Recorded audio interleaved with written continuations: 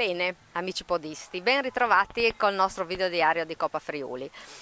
Oggi siamo qua a Codroipo per quello che avrebbe dovuto essere il video di presentazione della settima e penultima tappa di Coppa Friuli 2011 e ho usato il condizionale perché purtroppo questo video non potrò realizzarlo come avete sempre visto fino adesso, diciamo come sono stati realizzati con gli altri. Eravate abituati a vedere la descrizione tecnica del percorso, sopralluogo, insomma quant'altro, la presentazione e tutto, perché purtroppo l'organizzazione dell'Atletica 2000 che organizza questa tappa non è riuscita a mandarmi nessuno che mi aiutasse in questa presentazione, nell'illustrare il percorso.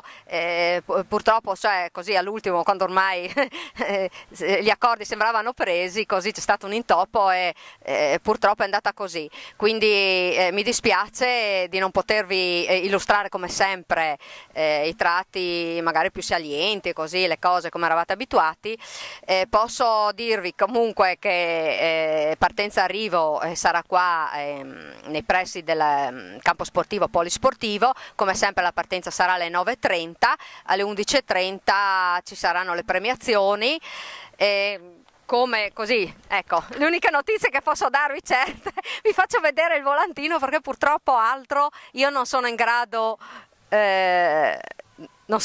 di dirvi.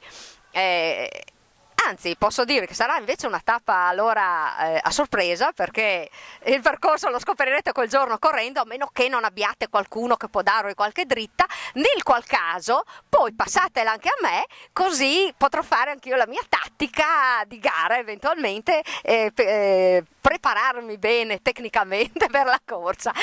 Scherzo un po', sdrammatizziamo così gli intoppi. Niente, vi ringrazio ancora e mi scuso di questo contrattempo, ma purtroppo, cioè, non è dipeso dalla mia disponibilità, perché insomma ci eravamo già accordati.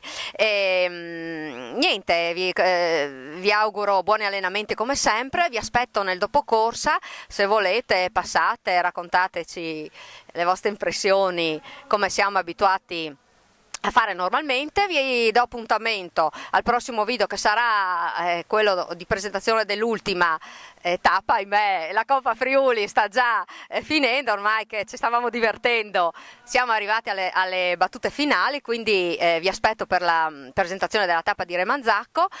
Vi saluto, vi ringrazio ancora, buoni allenamenti come sempre, ci vediamo alla prossima, ciao!